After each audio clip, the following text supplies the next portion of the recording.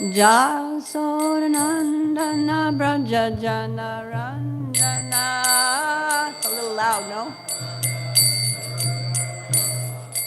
Jamunatira Banachari.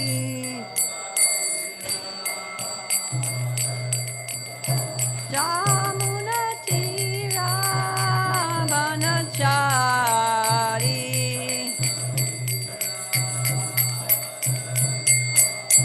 Jaya Radha Madhava Kunja Bihari.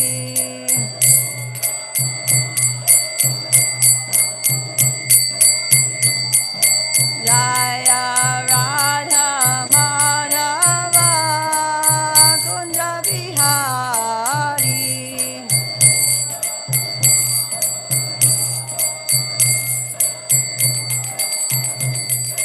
Gopi Janvala Giri Badadhari.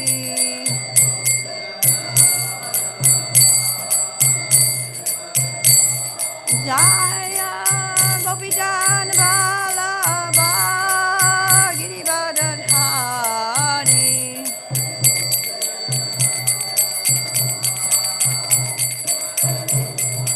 Jasodanandana Braja Jana Ranjana.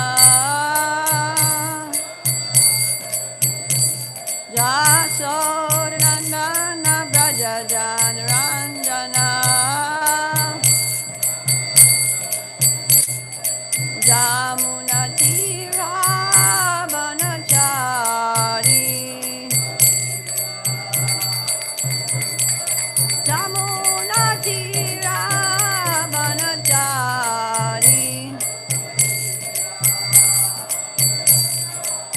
Jamunatira Banachari. Jaya Radha Madhava Kunja Bihari.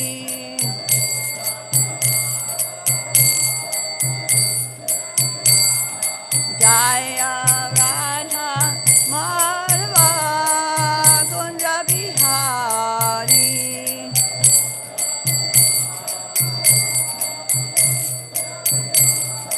Jaya Radha Madhava Kunja Bihari.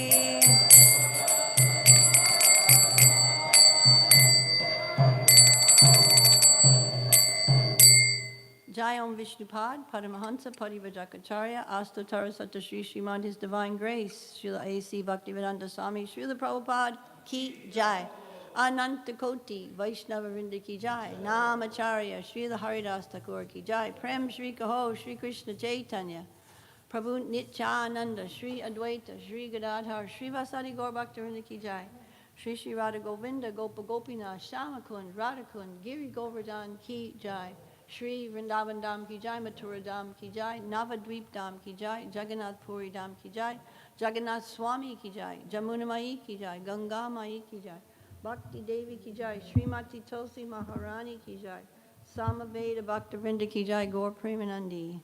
All glories to the assembled devotees, all glories to the assembled devotees, all glories to the assembled devotees, all glories to Sri Guru and Gauranga, glories to Srila Prabhupada.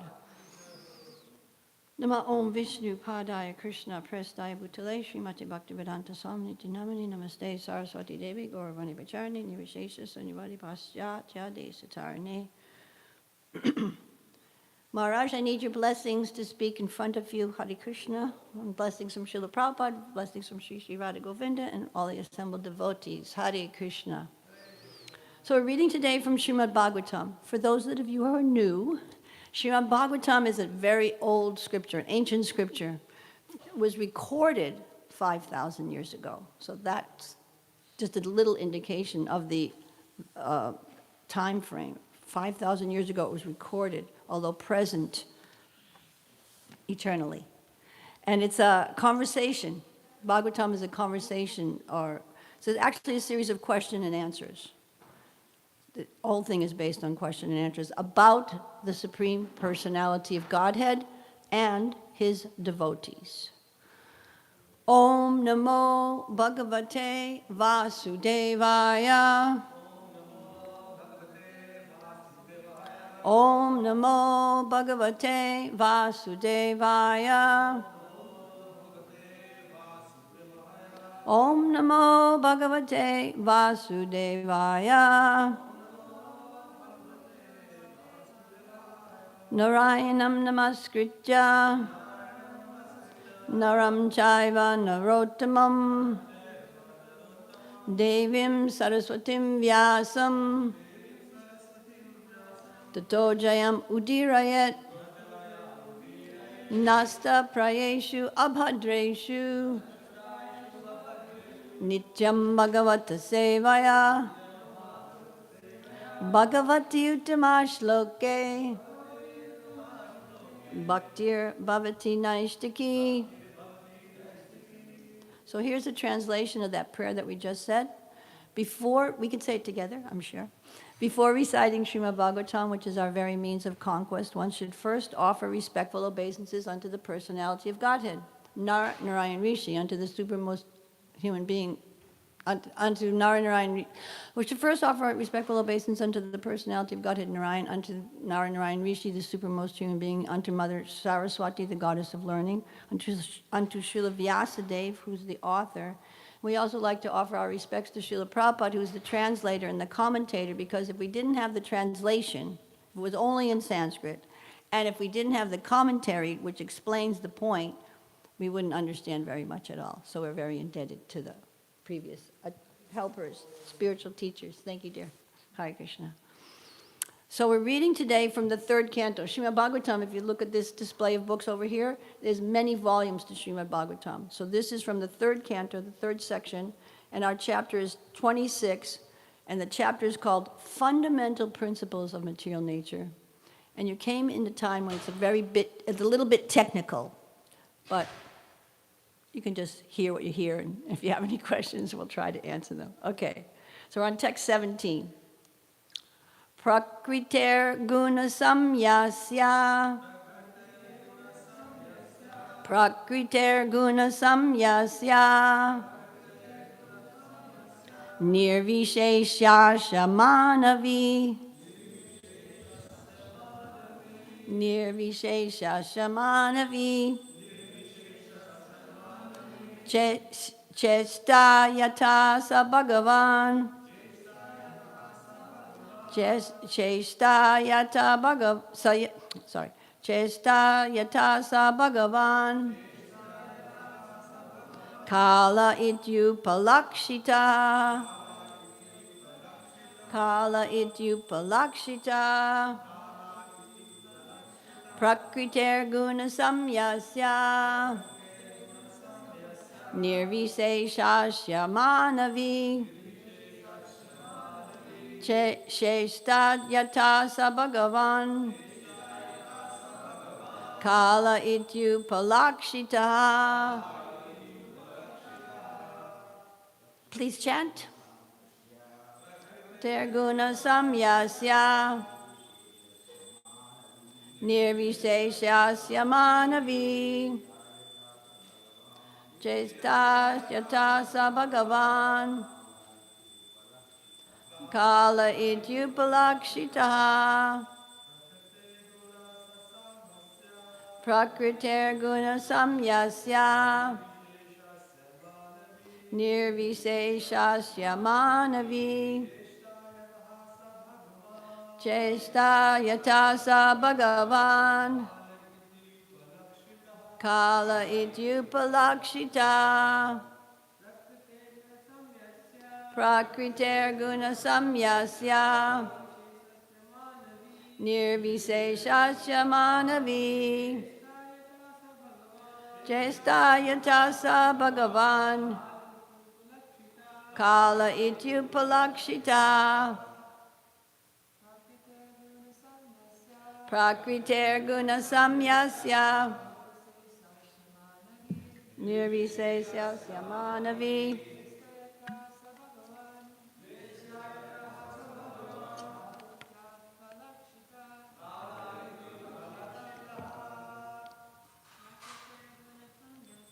Prakriter guna samyasya nirvisesyasya manavi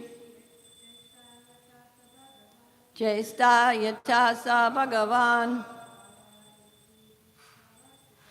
kala ityupalakshita prakrite of material nature. Guna samyasya without interaction of the three modes. Nirviseshasya without specific qualities. Manavi, O daughter of Manu. Shesta, movement. Yata, from whom. Sa, he. Bhagavan, the Supreme Personality of Godhead. Kala, time. Iti, thus. Upalakshitaha is designated. The translation and the purport, the explanation is by our spiritual master Srila Prabhupada. My dear mother, O daughter of Swayambhuva Manu, at the time factor, as I have explained, is the Supreme Personality of Godhead. The time factor, as I have explained, is the Supreme Personality of Godhead, from whom the creation begins as a result of the agitation of the neutral, unmanifested nature. One more time. My dear mother, O daughter of Swayambhuva Manu, the time factor, as I have explained, is the Supreme Personality of Godhead, from whom the creation begins as a result of the agitation of the neutral, unmanifested nature. And now Srila Prabhupada is going to explain a little bit about what this means. First, I'm going to offer my respects to him.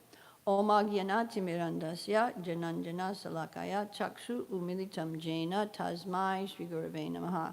I was born in the darkness of ignorance, but my spiritual master very kindly forced open my eyes with the torchlight of knowledge. Therefore, I am indebted to him, and I offer my respects to him and beg for service from him, life after life. So here's the explanation. I'm going to read some of it and then speak on things. I'm going to break it up a little bit, okay? The unmanifested state of material nature, pradhan, is being explained. The Lord says that when the unmanifested material nature is agitated by the glance of the Supreme Personality of Godhead, it begins to manifest itself in different ways. So pradhan is, in short, a brief explanation. Pradhan is all the ingredients that the Supreme Lord provides, all the ingredients for creation. And then Lord Brahma, who is the first manifested personality, he takes those ingredients and he designs the material world and organizes it in so many different ways. If a person looks at the situation, just knowing that information, if a person looks at the situation, they might think that Lord Brahma is the creator of the world. And in essence, and in one sense, it's true. He creates the material world. But he's not the original creator. He creates from the soup, you could say, from the ingredients, from the manifested ingredients. He takes those and organizes them and manifests the material world. So what Srimad Bhāgavatam explains many times, this process of creation, or why does Srimad Bhāgavatam explain in so many places this process of creation in so much detail, so much more detail than you'll get in any other place, for sure, is because the living entity, the jiva, the living entity, has to understand or try to comprehend the potency of the Lord. Now, many philosophies, many religious philosophies explain God is great. And many people accept that. God is great. But to understand what that really means, this Srimad Bhāgavatam really gives an in-depth explanation. It really goes to concepts and information that a little person's little brain would never be able to conceive of. And why is that so important? It's very important, actually. It's very important to see the hand of the Lord in everything. We can say, yes, I want to think of God. Yes, I want to love God. Yes, this, yes, I realized God's the most important thing, a person or whatever, force. But if I don't really understand his position in every single aspect, then it's hard to just remember him. It's hard to just have, and it's inconceivable to have a relationship with him. But all of this information, although technical and a little difficult to digest for some people, still it helps us. It's giving us information how he's behind every single aspect of our life. Queen Kunti, there's many characters in this literature. So Queen Kunti mentioned in the very first canto of the Bhāgavatam, in the 8th chapter of the first canto. And her very first prayer, or one of her, in her very first prayer that she's offering to the Lord, that we have here in the Bhāgavatam, she's explaining how, my dear Lord, you're manifest in every single thing, yet there's so many people that can't see you. You're the supremely potent factor behind every single activity, and yet people think there's no God. You're manifest, but you're difficult to see. You're manifest, but you're difficult to see unless one is trained, unless one hears from a source that's explaining how the Lord is manifest, how he's creating, how he's behind everything. And it's not that, anyway, okay, sorry. And it's not that he's personally doing everything either, but he's designating different authorities and but there's a system behind everything that ultimately goes back to the Supreme Lord. Okay, that's just a little bit on that part. Okay. I'm going back to that sentence that I just read. The Lord says that when the unmanifested material nature is agitated by the glance of the Supreme Personality of Godhead, it begins to manifest itself in different ways. So that's another characteristic of pradhan.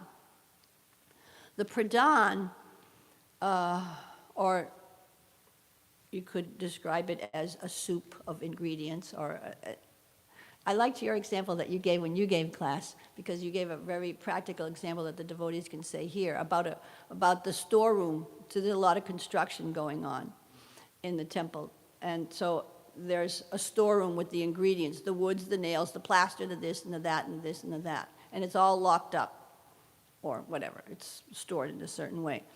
And so then those people who have certain jobs to do, they take those ingredients and put the plaster here and the this there and all these things, So when that pradhan, those ingredients that the Lord has provided for the creation of the universe,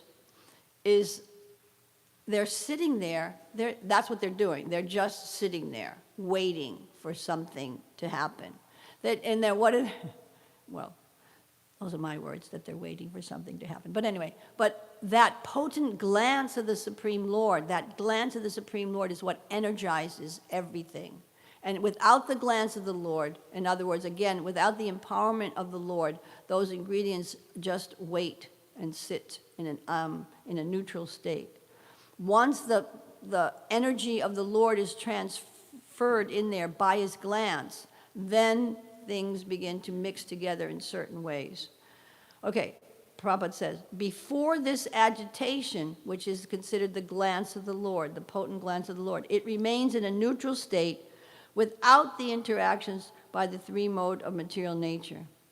In other words, material nature cannot produce any variety of manifestation without the contact of the Supreme Personality of Godhead. And I'm going to read that again. In other words, the material nature cannot produce any variety of manifestations without the contact of the Supreme Personality of Godhead. So, let's take a look at our present civilization and how are they looking at the ingredients that the Lord has provided? How are they looking at this material nature? They're looking at it in a very isolated way. They're studying the lives of the apes. They're studying amoebas. They're studying this. They're studying that. All separate, as separate little ingredients. But they're not seeing those whatever they're checking out as part of the Supreme Lord. And therefore, they're looking at a certain aspect, and they come to the conclusion that nature is supreme, that there is no God, that nature is working on its own, etc., etc. That nature is working because of the glance of the Supreme Lord and the instructions of the Supreme Lord, but they don't see beyond that because they don't hear from the right source.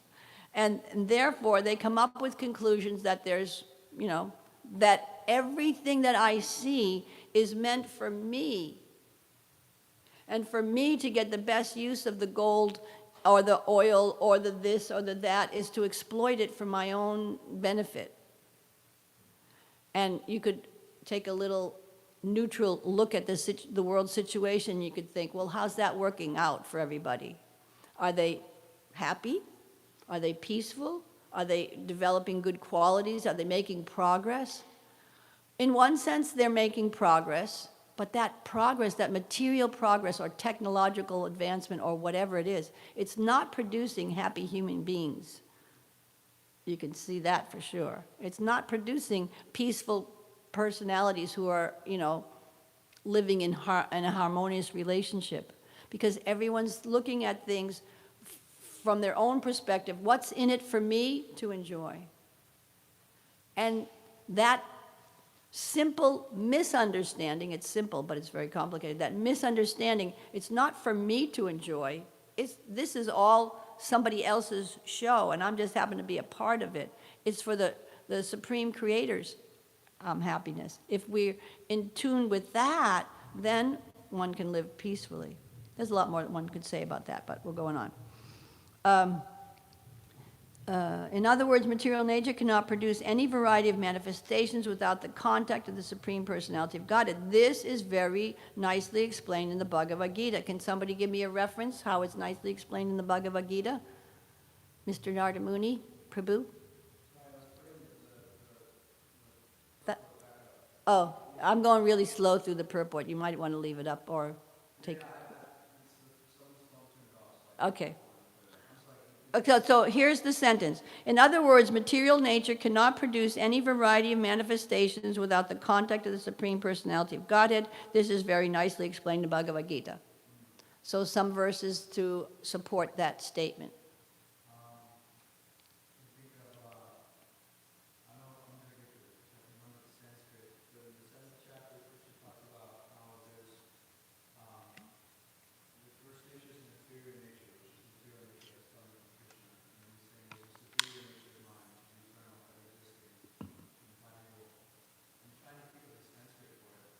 Somebody will help you. 7.5, and the Sanskrit is? Because I'm depending on you guys to be the Sloka Wallace.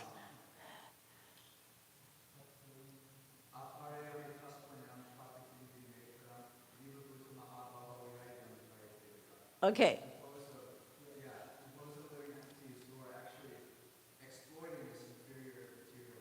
Okay. Some other slokas that might come to mind? Krishna Kripa Prabhu, do you have one?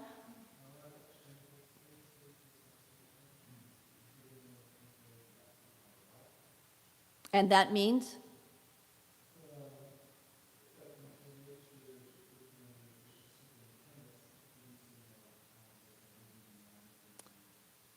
And do you have another one, or are we satisfied?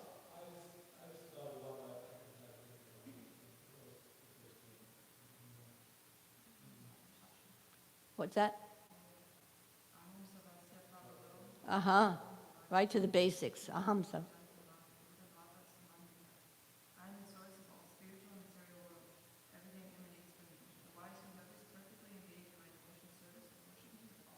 Very good, thanks. That kind of gets right to the heart of the matter. That everything comes from the Lord, and people who understand that everything comes from the Lord, they worship the Lord. Their gratitude. It just, you can even see, even just a very simple material example. If, your parents, the parents work very hard to support the children and raise the children, blah, blah, blah, blah, whatever. And if there's no reciprocation of gratitude, for all that sacrifice, all that endeavor, all the, it's done out of love, but also there has to be some exchange or some reciprocation of gratitude, or else you have a very self-centered attitude. It's not proper. It's not going to be a good relationship. So that's the nature of the living entity also. If we don't have that appreciation for all that the Lord has provided and an understanding that He actually is providing everything, then there's a big chunk of our life that's off. In fact, everything is off. Okay. Prabhupada says, without his contact, without Krishna's contact, material nature cannot produce anything. Now that's also, Srila Prabhupada would stress this point over and over and over and over again, that material nature on its own can't do anything. It's not able to, life doesn't come from a mixture of chemicals. Life comes from life. And Krishna is the supreme source of life. And when some of us have had the experience that when we heard this Srila Prabhupada's explanation for the first time, or the first few times we heard the explanation, we thought, oh yeah, that's so true. And it's so right there in front of your face, but until you hear it from a proper source, a pure source, you miss the point. Yes, everything comes from the Lord. Nothing exists without His contact. It's not that we can mix, if as people claim that life comes from a combination of chemicals, then why isn't anyone able to produce any life from those chemicals? They have the chemicals, mix them together, and produce something. Anyway, we'll go on. In the Chaitanya Charitamrita also, a very suitable example is given in this connection. Although the nipples on a goat's neck appear to be breast nipples, they do not give milk. So personally, I'm from Florida, so I'm a little bit more in the country than city folks are. But we don't get that much experience of goats. Mostly you see cows and bulls and dogs and this and that. Those are the common little pets these days, right? So, but I did have an experience one time in India. I was on a Govardhan, at a sacred pilgrimage going around Govardhan, and we were at Govinda Kund. And that situation at that Govinda Kund means lake, at this lake called Govinda. And so Govinda Kund is right at the base of Govardhan Hill, and then there's, at the spot where we were sitting, there was like 20 or 30 feet maximum till the hill starts. And then, so all the devotees were sitting around, and the devotee was explaining the pastime at Govinda Kund. And all of a sudden, a goat herdsman came by with his little goats, many little goats. And I happened to be sitting on the edge of the parikram, sitting on the edge, so the goats all kind of like, they were coming like towards me, but they were walking past me. So I got to see firsthand nipples on the neck of a goat, because personally I had never seen nipples on the neck of a goat. I never seen a goat up close very much either. So anyway, they were coming, oh, there, it's coming alive. The example came alive when I saw all the little goat, not all of them, but some of them walk by, and they had these little nipples coming down from there. And so what is Prabhupada explaining there? So we know that nipples or the milk bags of a cow, those, thanks, I'm just saying, all I can remember is udders. The udders are, squeeze them and the milk comes out, or the mother breast milk, the baby's nourished through the breast milk. And so we're thinking, oh, so there's some nipples, so they must produce milk, but it's not, it's a fake. So what's that? Who can explain why Prabhupada's using this analogy? What's the point of this analogy about the nipples on the breast of a goat? Don't give milk. Illusion. Can you say it can you stretch that out a little more clearly?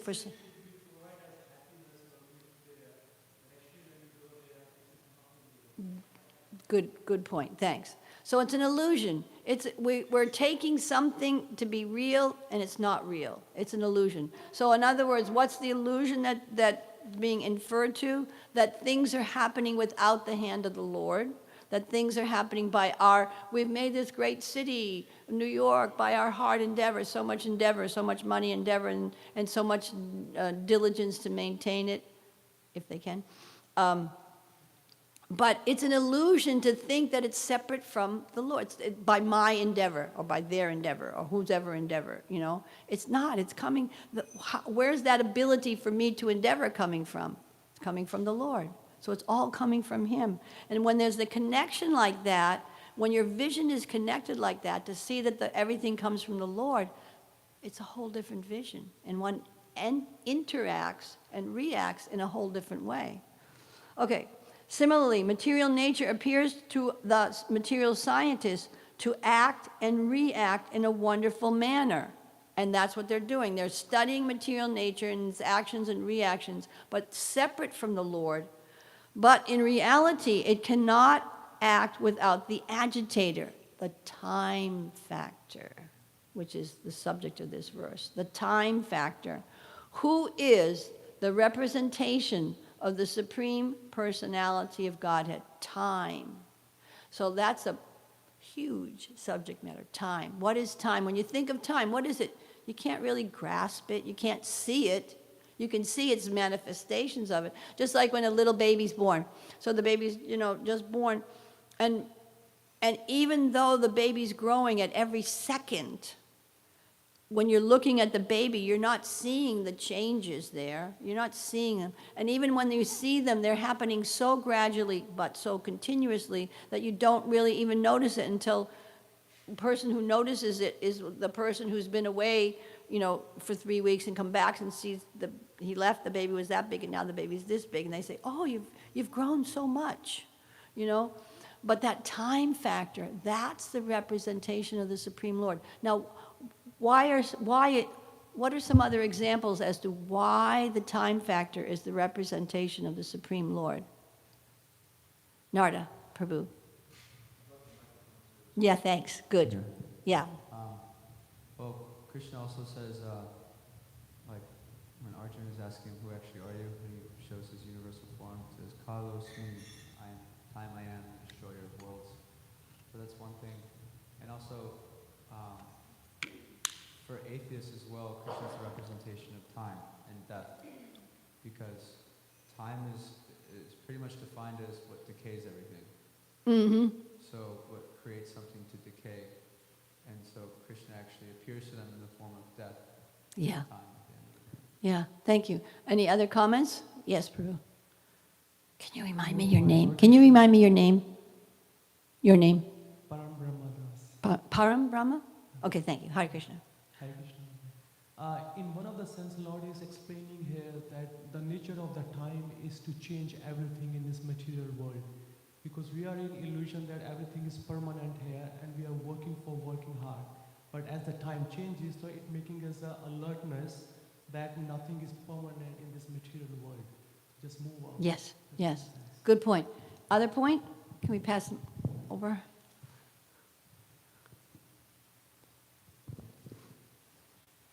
Time is also all-pervasive, and even if you think that you're better than God, you still can't be on top of time.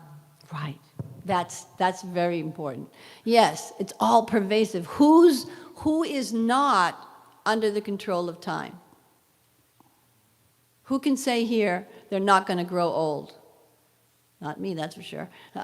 Who can say that? Nobody can say. We might think. You might be thinking of when you see different old people and their aches and pains and limping around in different ways, or what do you say? You think, oh yeah, I'm never going to be like that. I'm never going to forget everybody's name in 2 seconds. I'm never going to, get all wrinkly and have hair sticking out of my face in funny places and stuff. That's not going to be me. I'm going to look, maybe I'll get old, but not like that, But who can, and that's the point. The Supreme Lord, we say God. We say, yeah, God's the creator, God's the controller. Oh yeah, he's the controller. He's the time factor. He's not just the time factor, but he's manifested as a time factor I'm the boss here. You're under the control of time. But who can come free from the influence of time? Can you think of a verse in the Bhāgavatam that tells us how to get free from the influence of time? Narada Muni Ji, Prabhu? Or anyone else, but I saw your hand first. Ayar harati vaipumsam ujyanastan chayanaso tasyarte yakshino nitya uttama shloka vartaya. So Krishna is saying, the sun rising and setting dwindles the existence of every living entity besides one who glorifies the Supreme Personality of Godhead. Yeah. So, in other words, for someone who doesn't understand the Supreme Lord or doesn't accept or doesn't see his action, time has a certain effect. Ultimately, it's going to bring him to death. And ultimately, when they come to that point, then all the activities that they've produced, that they've done in that life, is going to bring them a reaction that's going to continue their life in another form in the material world. What are characteristics of the material world? Birth, death, old age, and disease. Or birth, old age, disease, and death. That's what one is going to accumulate at the time of death for one who hasn't attempted, even made an attempt to align their life with God consciousness. But for those who attempt to align their life with God consciousness, every day the sun's rising and setting, and instead of just getting old, it doesn't mean that they don't get old, but you can see, but they're becoming closer to the Supreme Personality of Godhead due to those activities of devotional service. So it's not having the same degrading effect as it would had a person not been engaged in that way. So, and this is one of the many points, that by taking one's life and the activities of one's life and attempting to dedicate them for the pleasure of the Supreme Lord and the spiritual teacher, the spiritual master, the whole sojourn of your life in the material world, which is encapsulated in birth and old age and disease and death, is changed forever. Okay, a little bit more to the purport. When time agitates the neutral state of material nature, so that was our neutral state was pradhan, sometimes compared to a soup, or at least the ingredients. When time, that glance of the Lord, agitates, begins to move it, material nature begins to produce varieties of manifestations. Ultimately, it is said that the Supreme Personality of Godhead is the cause of creation. Although the scientists in general, or people in general, when they look at material nature, in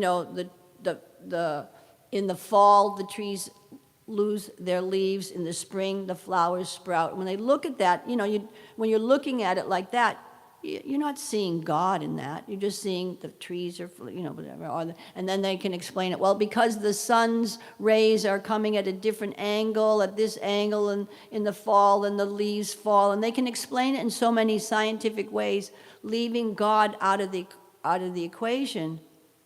It's just like that example that was given about the nipples on the breast of a goat. It looks like those nipples should produce milk. It looks like material nature is, because of the movement of the sun and the this and the that, and the ice is melting in the Arctic and the ocean is warming up, and we're getting more Category 5 hurricanes in the summer, et cetera, all nicely explained in a scientific way without God. But the real explanation is that God's put that potency behind the sun. Who's empowering the sun? Who's giving the juice to the sun to shine and rise every day at the right exact calculated time? Even devotees who try to live a regulated life, go to bed at a certain time, rise at a certain time, do this, do that.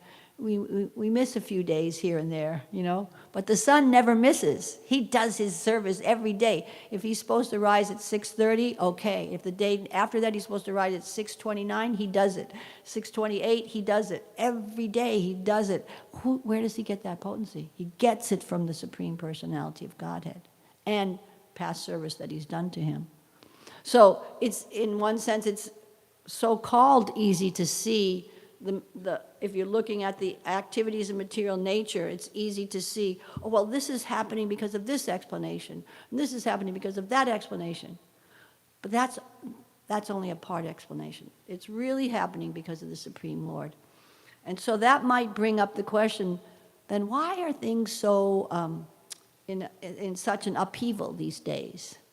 Why is there so much suffering? If God is so potent, then why doesn't he just push, you know, spread magic dust and make everybody happy and peaceful here? Well, because he's so supremely independent, he's giving the living entities, every living entity, the free will, the choice. Do I want to try to surrender? Do I not want to surrender? Do I want to try to find out more about God? Do I not want to try to find? That's a choice. And he doesn't encroach on that. He doesn't encroach on that. He doesn't stop that free will. And if one wants to act in a certain way, then actions and reactions occur according to the time factor, and you get the results of your activities. And they might be good or bad and mixed in this and what. So anyway, I just thought I'd go to the basics and explain for a newer person to understand. So the last couple of sentences in the purport. Okay, we just read. Ultimately, it is said that the Supreme Personality of Godhead is the cause of creation. As a woman cannot produce children unless impregnated by a man, another good example. Material nature cannot produce or manifest anything unless it is impregnated by the Supreme Personality of Godhead in the form of the time factor. Now, someone might come up with the argument, yeah, but they're artificially inseminating people these days, so God doesn't exist because that person, that, you know, this happened, that. But they're not creating anything new. They might be able to, well, I don't know the technical term, but let's just say isolate, you know, semen and isolate an ovum and put it together, but they're not producing those things from scratch. Anyway, so there's ultimately the Supreme Personality of Godhead behind everything, right? Good. You came in just in time to confirm that. Thank you. So, I'm going to read the verse again. There's, you know, oh, boy, I was even going to say a few. Okay, I'll read the verse again.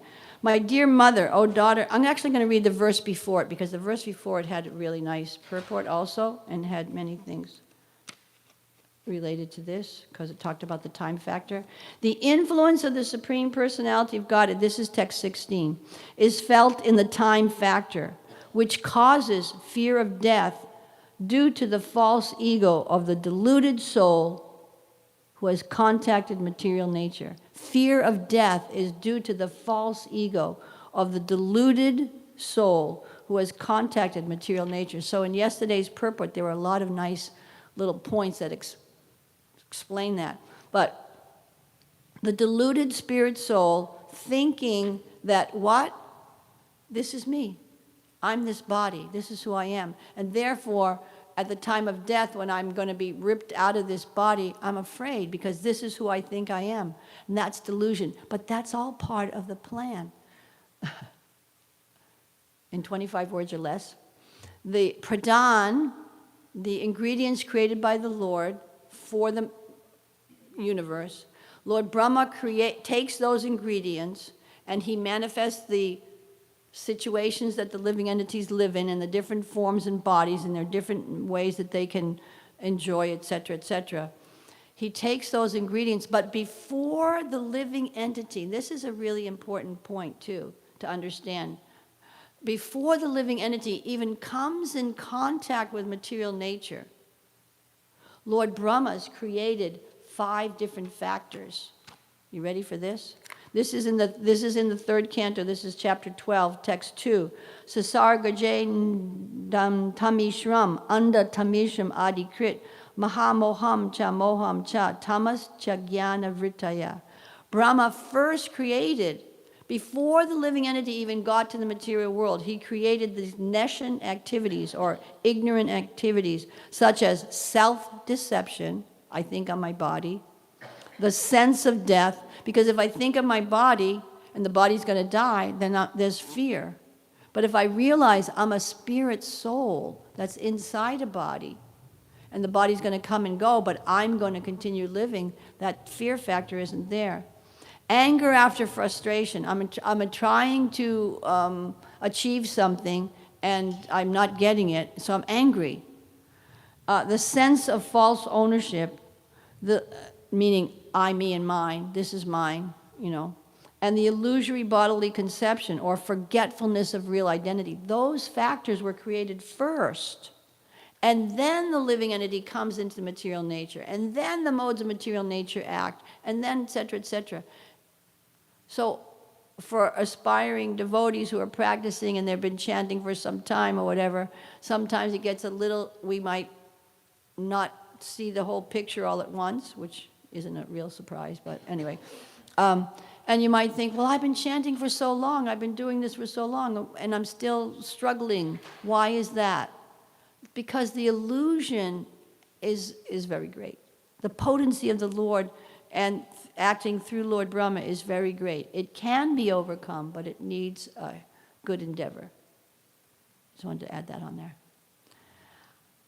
Any comments you'd like to give, or questions, or thoughts and realizations, feedback? Yes, Prabhu.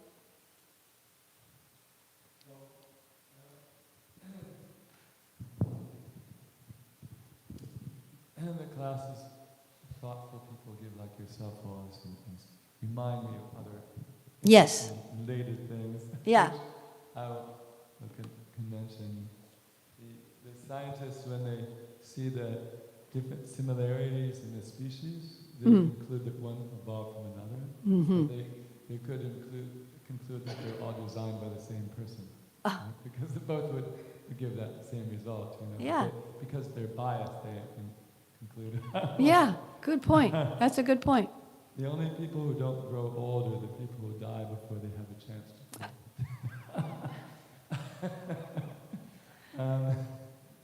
As I told you this, I didn't tell the other people, that as I become older, it becomes more and more clear that birth, death, disease, and old age are the real miseries in life. Yeah.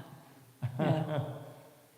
So when the fall comes and the leaves fall off the trees, why don't they just turn brown? Why do they go through all these amazing colors? So that can be seen as evidence of the artistic sense of the Supreme Lord, because you would think that there'd be no reason for all those colors. Yeah, nice.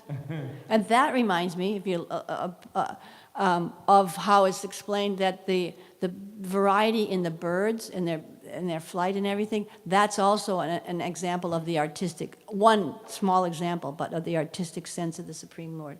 Yeah, thanks. Their beauty and their music. Mm-hmm. And the other thing is that you're talking about the creation of the Lord and the creation of Brahma. There's like 10 different subjects of the Bhāgavatam. Yeah, It's called Sarga, which is the creation of the Lord, and Sarga, which is the creation of thanks. Those who just- I was going to go there, but thanks for that. Yeah, that's second canto, chapter 10, right? Verse 1. Atra sargo visargas cha stanam poshanam uttaya manvantare shanukata nirodha. Help. Nirodha something. Anyway. Nirodha is the end. Okay. And you're talking about how come, even though there's God, the world's in a mess and stuff.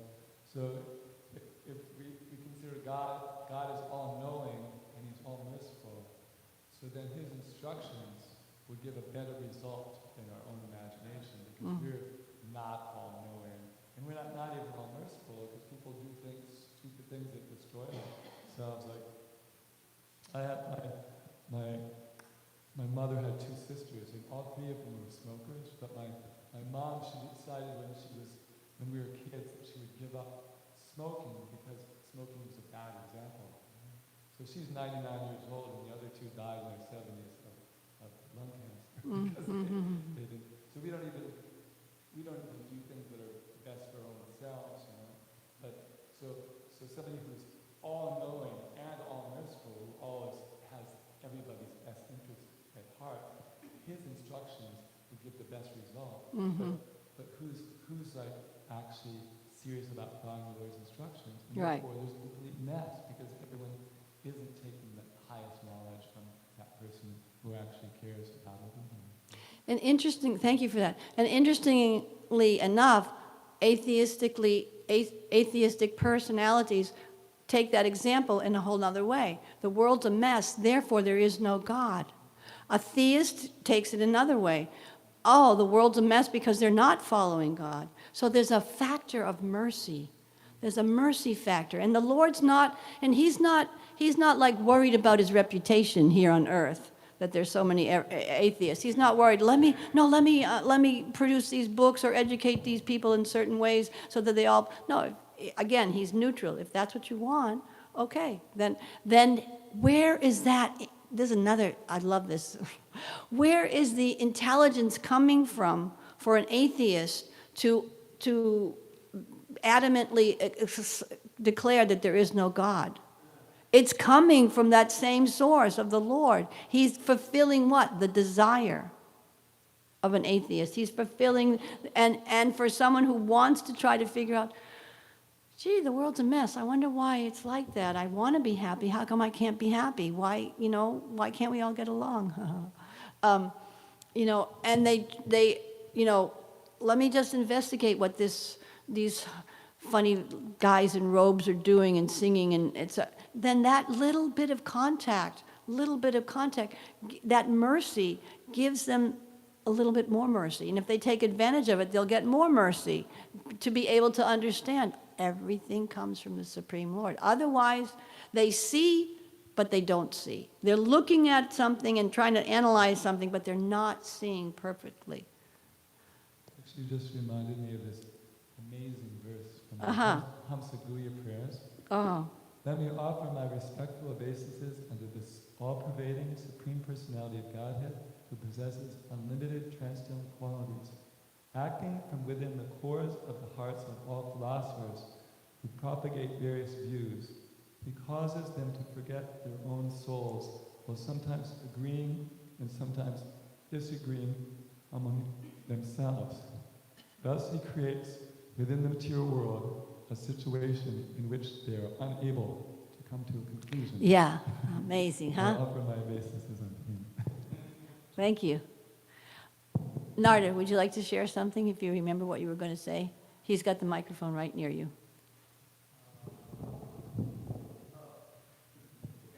It was just a small comment, because you were saying at the end that, this process of chanting and, practicing bhakti yoga and these things can sometimes become difficult because we want results, but we don't necessarily experience the results that we're hoping for. And you were talking about how it's because that illusory potency is very strong. And it just reminded me of the verse in the Bhagavad Gita, Daiviheshu gunamaya mamamaya durakteya, mami vaye prapadyante mayame kramtrantite, that this material energy of mine is extremely powerful and it's extremely difficult to overcome. But one who actually goes through the process and surrenders unto me can easily do so. So I think it was a nice reminder for me that sometimes we're really in the fire, that we don't recognize how many things are actually burning up in that fire. And just to maintain hope. Yes. There was this verse we were discussing a couple of days ago by Srila Rupa Goswami. Na prema shravanadi bhaktir-api va yoga ta va vaishnavo jnanam va shubha karma va gyadaho sajjatir apyasti va. And it's a long Sanskrit, so I'll just quote the translation. O my Lord, I have no love for you, nor am I attached to devotional service and practice, such as chanting and hearing. I do not practice the disciplines of Vaishnava Yoga. I have no knowledge of pious activities. I cannot even claim to be well born. Despite my lack of any qualification, O beloved of the gopis, my sacred hope in you is so deep that it will not be uprooted, because you fulfill the desires of the least qualified, giving them even more than they ask. This hope of mine is always causing me pain. So this mood of hope is such an, it's up here, I didn't even realize that, sorry. Ashabandha, Yeah, that hope against hope. so important. Sometimes, as you're saying, sometimes when we read the prayers of the acharyas and they express their hopeless condition, I'm so fallen, I'm so this, I'm so that, and your consciousness is, or sometimes goes, But the acharyas, they never leave you at that, even though they're expressing their hopelessness, they're also expressing their confidence in the mercy of the Supreme Lord. So although they're expressing hopelessness, they never leave us hopeless. They bring us from hopelessness to the highest hope of getting that mercy of the Supreme Lord. Janaki-ji, do you have anything you'd like to comment on or add or to the discussion? Thank you. I was just appreciating that you brought up, you mentioned the verse from Bhāgavatam, both by rising and setting, the sun decreases the duration of life of everyone, except one who utilizes the time by discussing topics of the all-good personality of Godhead. And I was just wondering if you could maybe expand on this idea of like, Krishna is time, but also Krishna is Krishna. And if we engage in devotional service, then somehow we kind of cross the boundary of time. Mm-hmm. It's saying that, the sun decreases the duration of life, except that one person who talks about Mm-hmm. all good personality. So how exactly does that work, especially by hearing? What is... That's a nice question. Thank you for that. So let's just clarify this point. Right here, the Bhagavatam is expressing that Krishna is the time factor, and that's a very important concept to understand, that he's a time factor. But what? He's not just the time factor. He's, of all of his unlimited potency, the time factor is included in there, and it's being stressed at this particular point for this particular explanation of the fundamental principles of material nature. Apart from his impersonal potencies such as time is impersonal, but it's a factor of the Lord. He's the supreme person. So he's not just all powerful. He's not just the time factor. He's not just this or that. He's the supreme person, and he's very supremely, constantly, always, without a doubt, attached to the well-wisher of his parts and parcels. He created us. It's not that we're here and God's there and we just happen to have some little relationship. We're here because God's there and because he created us. So we're parts and parcels of him. So he's so unlimitedly merciful. There's a prayer I was getting, but I'm going to come back to your thing. There was a prayer also in the 3rd canto, 9th chapter, verse 25. And it's a prayer that the pujaris use to wake up the deities. So svava badra karano bhagavan viridha premas mitena nayanam buridham brijamban. But the translation is, O Lord, who is the supreme and the oldest, is unlimitedly merciful. And somehow or other, in my feeble attempt to memorize this verse, that phrase, that the Lord, he's supreme. He's all-powerful. He's unlimitedly merciful. So that's that's the explanation of all the mercy that comes to the devotees. He's unlimitedly merciful.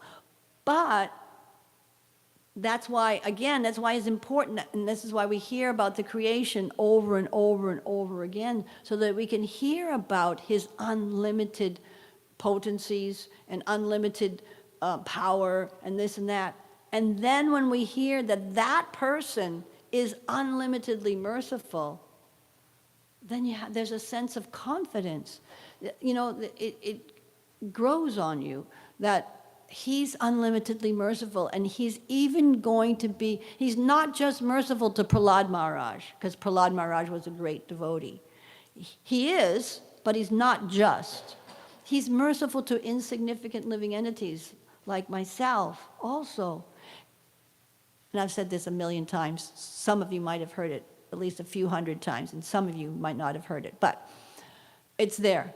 That the Supreme Lord, so the Lord is there, and he's merciful to all living entities. And if we look for the Lord's kind hand in our life, then you'll see it. And if you forget to look, just like the scientists who are looking at the studying nature and they're not connecting to God, so they don't see God. But somebody who's looking through the eyes of theistic scriptures, they see God in everything because he's there. So if you look for the Lord's mercy in your life, you'll see it.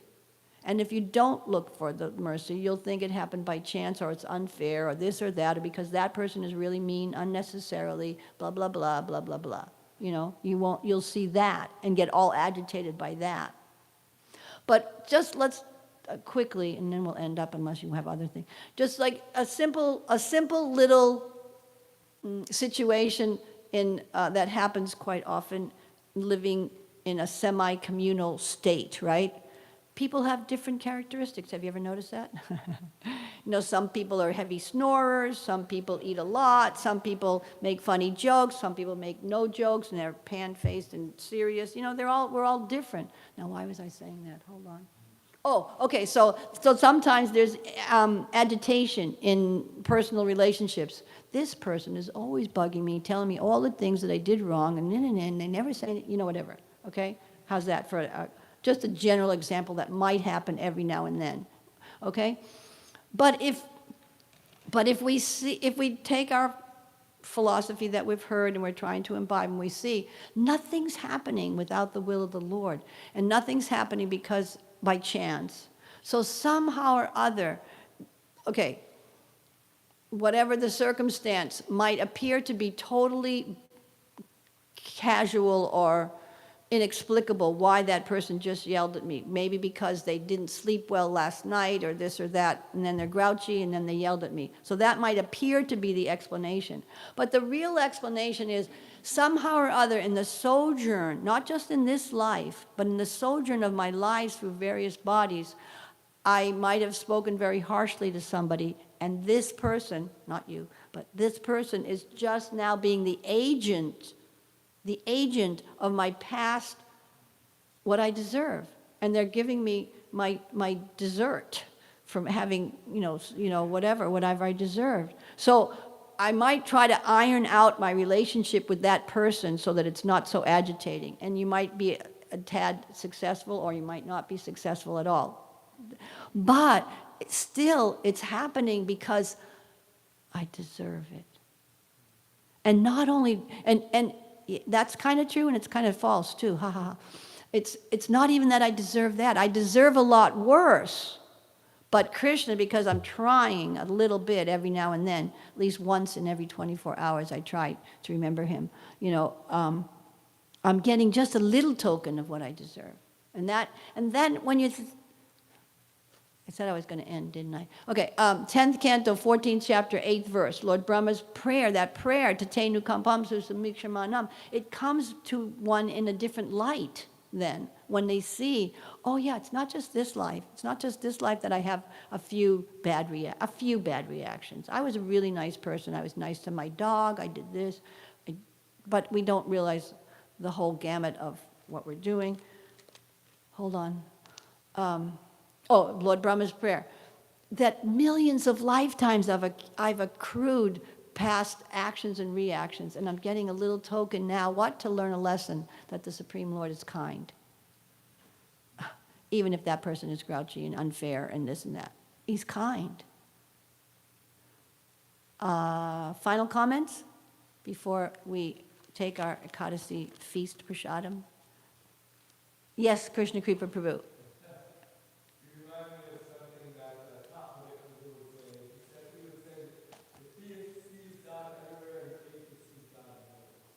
Yeah. Yeah. And Queen Kunti said that too, right in her very prayer. You're there and you're behind everything and no one can see you unless they're a theist. Okay, thank you very kindly for your attention and glories to Srila Prabhupada. Have a wonderful, happy Mother of Potato Ekadasi Day. Hare Krishna. Vanchikopatrubhyascha kripa sindhubhya eva cha patitanam paramevyo vaishnavevyo namo namaha. Srila Prabhupada ki jai. Hare Krishna.